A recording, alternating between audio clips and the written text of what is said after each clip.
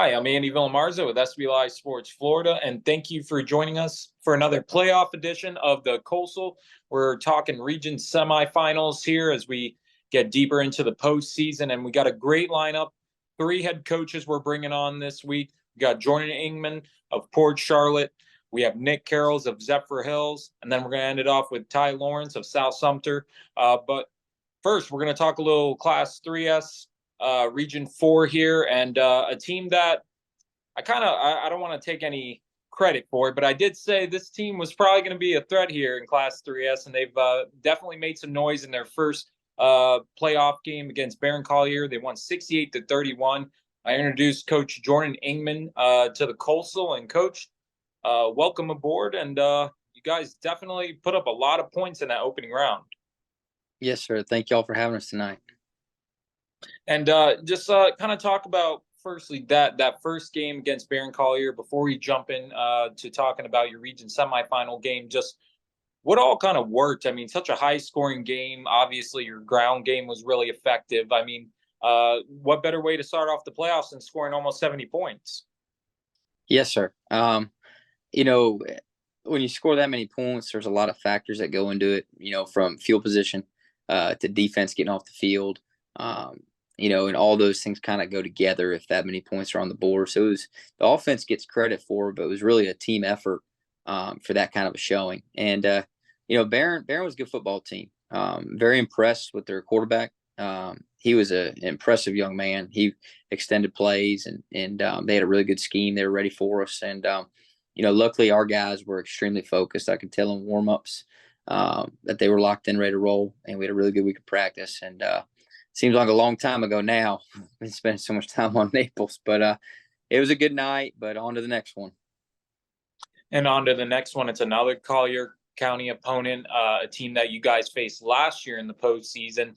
You're going to face Naples here in the second round, region semifinal. You got to go down there, take the track down I-75 South. Kind of just talk about this team. Just obviously they lost some guys from last year, but they still seem like kind of that same kind of Naples team. What kind of challenges did the Golden Eagles pose? The same ones they always do. They are a very good football program. They're tough. They're strong. Physically, they're well coached. Coach Martin's a good friend, and he does a great job down there.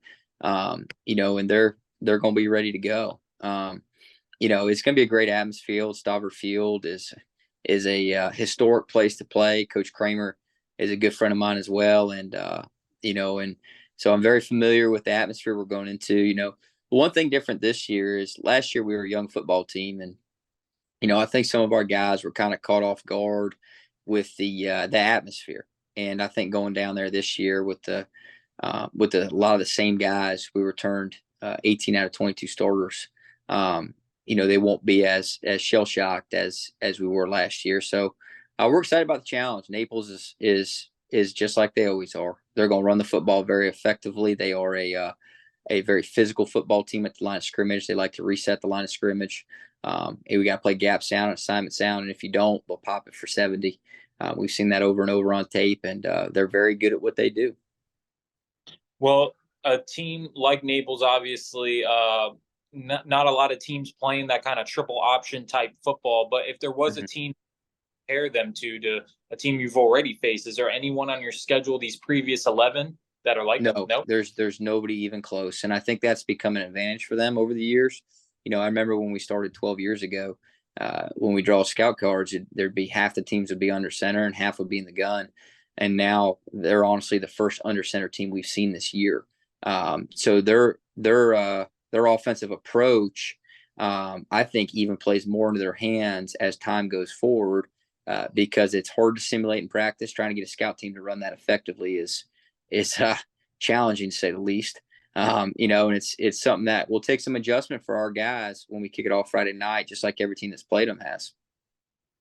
Well, if you're a fan or spectator and you're watching this game, Port Charlotte Naples, I feel like you got to love ground football, because you're going to have Barry, you're going to have Sean Simeon. Just this kind of game, just being so ground oriented, do you feel like this region semifinal is gonna, if you're an avid spectator, it's gonna kind of take you back a little bit because there's so much spread football nowadays?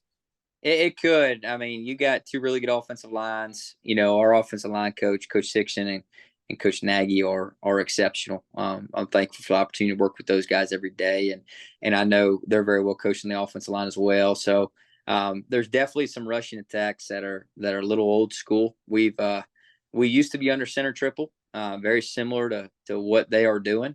And now we're in the gun, but the mindset, the formations, everything looks different. But our mindset, I would say, is similar to their mindset. So, you know, it should be a very physical, tough, close football game. I think, you know, they got the ability to take the air out of the football and condense the game, which is something that I'm sure will be a goal of theirs to keep us on the boundary. You know, so it could be one of those deals where it's a low scoring, a one score deal, and if both teams run the ball as much as they had the last couple of weeks, it could be a quick game. Yeah, absolutely. Well, I mean, and you got to talk about your defensive line because obviously they're going to be a key factor for you guys. Obviously, Myron Charles is going to get a lot of the attention, but this defensive line, front seven in general, just how much of you emphasize to these guys? You guys, a lot of this game is going to be on you guys to really kind of control that offensive line and be able to stop the run game. Well, they're a great bunch down there. They're all very strong, and you know, they're talented. But Naples makes a living on not on playing against talented teams, but they play against unsound teams. That's how they make a living, is trying to beat teams that get out of their gaps and don't play the quarterback and the dive and the pitch. And so even though we got some talented guys up front, they can't fall victim to not doing their job. It's going to be imperative that we are gap sound and that we are assignment sound for 60 minutes. And if we're not, they'll gash us on it. That dive's going to hit quick, and it's hard to simulate it. And you know, so when you play a team in the gun, some of that talent can kind of rear its head, and you can be a little bit more free. But as fast as they're going to be on us, we got to make sure that we're gap sound and assignment sound. And they kind of take the talent out of the window. Even though our guys on the D line are very, very good, they've got to make sure that they're more focused on their job and doing those kind of things. And they are. They've had a great week of practice, and they understand the difference in what we're seeing this week and what we've seen in past weeks. And it should be a good matchup. You know, somebody was asking me about the ball game the other day, and you know, you got a top 10 defense in Naples and a top 10 offense, and us going at it. It's kind of a cool matchup where you know, two top 10 units are going to be, you know, on the field against each other, and vice versa. Well, Definitely a great matchup, one that I know I'm going to be at. So I cool. pegged this as one of the top matchups. I think this is underrated, and you got two throwback kind of offenses in terms of just keeping it on the ground. So I think this is going to be one of those top playoff matchups, and definitely always a pleasure in talking to you, Coach. And thank you for coming on the Coastal with us and talking a little playoff football. I appreciate y'all having us on. God bless y'all. Thank you. And that is Port Charlotte head coach Jordan Ingman. His Pirates are going to go down to Naples and try to knock off the Golden Eagles. This is a rematch from last year's postseason.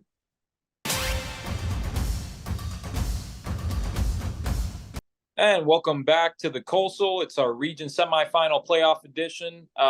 We bring in our next head coach here in this series, and we got a good one coming in with us. Ty Lawrence of South Sumter. His team is 10-1 right now. They are in the region semifinals here, going to host Titusville, an upstart team on the East Coast. Bulldogs have played really well, and they're going to come in to Bushnell trying to get a win. But, Coach, we're going to talk about you guys here in this matchup. But first off, just you guys in the region quarterfinal round really made a statement, 48-6 win over Nature Coast. Just, I mean, I have to say, what did you think did not work in the game? It seemed like everything was working for you guys. Well, we didn't start off real well. We gave up the opening kickoff down to about the 15. And so they were able to punch it in, and we got behind 6-0 pretty quick in the game. And for some reason, I don't know why, but for some reason, we let Vanguard take the lead a few weeks ago, and then we let Dunellen take the lead a few weeks ago first, you know. And so I guess we just have to wake up a little bit. But Defense played really good, and our offensive line played really good against Nature Coast, and just a good team effort. Just some little things to clean up this time of the year. Do you attribute the slow starts to anything in what you might feel in particular? Maybe just lack of maybe, I don't know. I mean, it definitely can't be motivation. This is definitely just toughest part of the year. Yeah, I mean, we always tell our kids when November comes, whenever they get tired of playing, it'll be our last week, and so we try to keep everything upbeat and I don't know why. We just got out of our lanes there at the opening kickoff, and they were running back down to about the 15. And Nature Coast is a pretty good team. You know, they're 8-2 for a reason, and got some big kids and run some power run stuff like we do. And they were just able to punch it in. Went for it on 4th down and got it. And, you know, that running back they have is about 250 pounds, and we're not real big, but our defense does play fast and get to the ball, and so we gave up that one touchdown, and hate that it happened, but after that I thought we played really well. Well, on from last week to this week, and obviously a tough test here with Titusville coming into town. What are some things, or what do you see out of the Bulldogs? I mean, are they similar to any team that you guys have faced so far this season? They're good. I think their mascot's the Terriers, not the Bulldogs, but I could be wrong on that. But very well coached. Coach Holmes there, you know, it's just hasn't been the head coach there long, but he's got those guys playing very well. They're very fast, not real big, but really fast, and play great defense. You can tell they're really well coached. You know, they're defensively, they run a 3-3 stack, and they have a bunch of kids they play a bunch of kids, kind of like we do. You know, all over the place, and they'll switch it up about every 3 or 4 plays and bring in fresh bodies, and they do a really good. They're just a scrappy bunch. You can really tell that on film, and they're fast and they can get after it. You know, you guys going into this game, what are some things that you're really kind of harp on these guys? I mean, obviously, kind of the slow start. I'm sure that's something want to correct in a region semifinal. Just anything else that you feel like you guys have to clean up in order to come out with a win? Well, we're going to have to be, you know, usually when you get this time of the season, it all comes down to fundamentals, you know, blocking and tackling. And so defensively, we're going to be great tacklers. We're going to be able to set edges and kind of contain those guys. They got who I think is their best running back, and I don't know which one is the best, but number 0 for them is a hard-nosed kid. He will not juke and jive you. He will try to run you over. Not a great big kid. He's about 5'8", 175, and I want to say his name's Nate Lopez, but very good running back. Who runs with an attitude, and that really stands out on film. And so defensively, we've got to contain the run. They're more run than pass, just like we are, and we got to be able to be great tacklers. And then on offense, we got to be able to block, and you know, and get our guys out in space, and get our playmakers the ball, and we distribute it pretty well, I believe. And you know, and it'll come down to turnovers as well as another big part when you get in this type of a season. And I'd be remiss if we didn't name some players. I know one player that I see kind of filling the stat sheet every week is Malcolm Boone, who's kind of a star linebacker for you guys, and he's also playing a role on offense. Just him along with the kind of crew around him. Just, I mean, what expectations for him, and just what they got to do to kind of lead the Raiders to another win here. Yeah, Malachi's a really good player for us. He plays great at linebacker, and then this year he's playing some offense as well there for us at fullback. Malachi's a special kid. He's to me, he's one of the top 2 or 3 players on the field every week we play, on offense and defense. And on the offense, we're very team oriented. So kids don't get the ball as much as they probably want to, just because we have so many kids that can be a playmaker, and so we distribute the ball pretty evenly across the board. Jakirian Turner's another kid we have that he's averaging somewhere about 15, 16 yards a touch, and that's whether a catch or a rush, and just a very, very one of the fastest kids in the state that can, when he gets the ball in his hands out in space, he's very dangerous. And so all those kids, Tyrese Keeler's another one, just getting that ball out in space to those guys is a big part of our plan. And so our kids will be ready to play. All right. Well, Coach, thank you so much for coming on the Coastal with us. Good luck against Titusville, and hopefully we'll be talking to you next week. Cool. Thanks for having me, and go Raiders. All right. That is Ty Lawrence, head coach at South Sumter High School's Raiders are going to host Titusville this week in a region semifinal. Up next, we'll have Zephyr Hills head coach Nick Carroll, and we're going to be talking Zephyr Hills against Ocala Vanguard. Welcome back to our region semifinal playoff edition of the Coastal. Got another head coach. Last up here, head coach of the Zephyr Hills Bulldogs, Nick Carroll, and we thank Coach for coming on with us. It's a big weekend ready here for Ocala Vanguard, and this team is coming off a 27-17 win over Cypress Creek, team they faced in the regular season. Coach, welcome on the Coastal with us. Yeah, Andy, thank you for having me on, and I appreciate being here.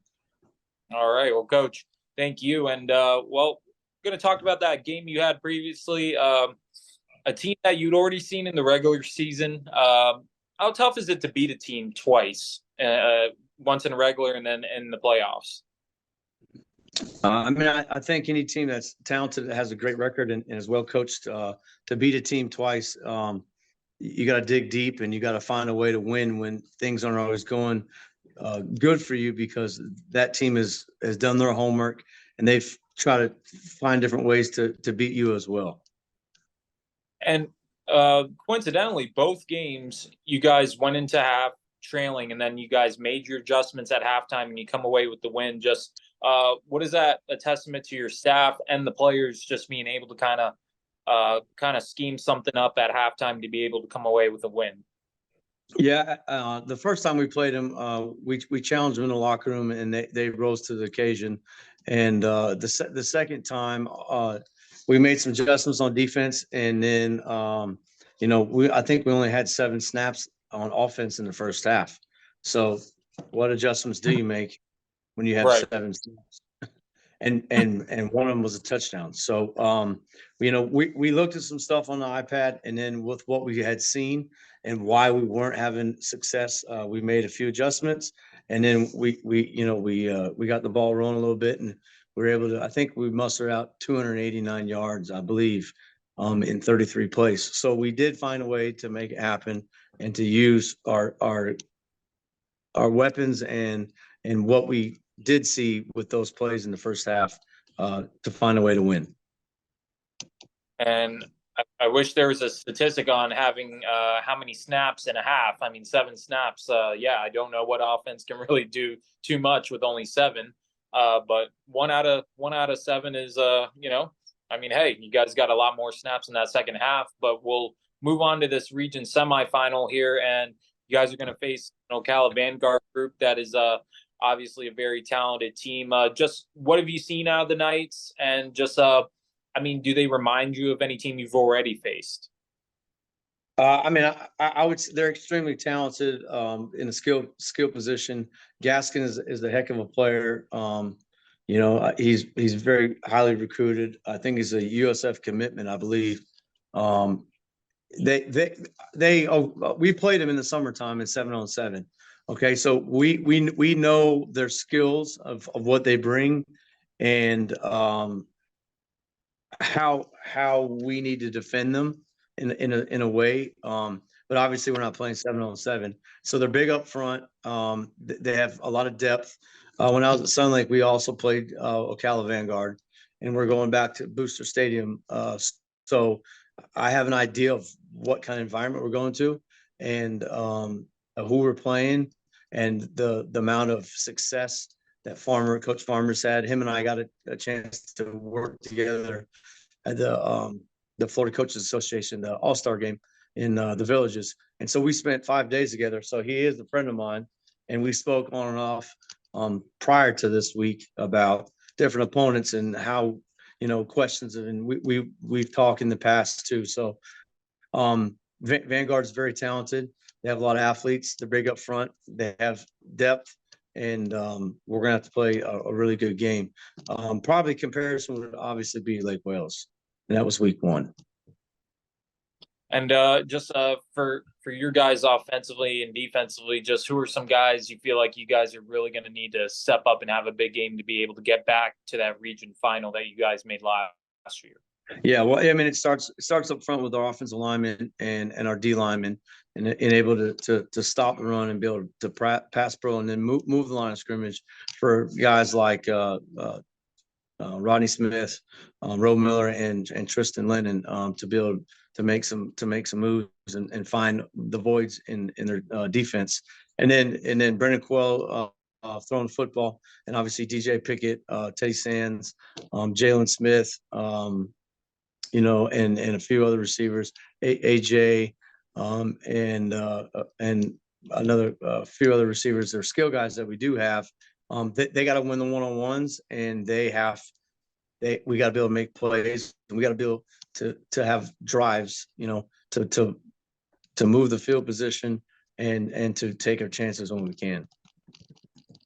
All right. Well, Coach, we thank you for coming on the Coastal with us. Good luck on the road this week in Ocala, and hopefully we're talking to you next week.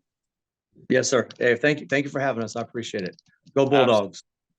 All right. Well, that is Nick Carroll, head coach over at Zephyr Hills High School. They are taking on Ocala Vanguard in a Class 3S region semifinal. That's going to conclude the Coastal. It's our playoff edition, region semifinal.